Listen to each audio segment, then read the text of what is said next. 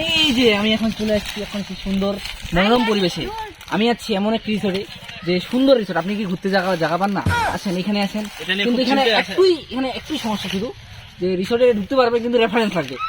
এমন জায়গায় আসছি যে বলা চলে না, কিন্তু সুন্দর জায়গাটা, প্লেসটা সুন্দর, কিন্তু কি বলবো আর কিছু বলার নাই। ঢুকতে দেয় না, নামাজের জন্য বিরতি, আবার বলে কি রেফারেন্স লাগবে, এটা কোনো কথা?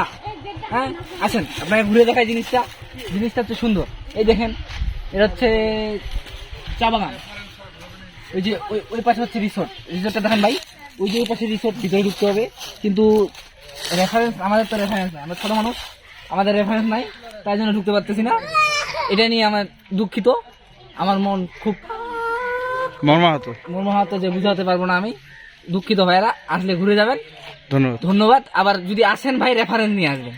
আপনাদেরকে সবাইকে ধন্যবাদ আমার সাথে থাকার জন্য।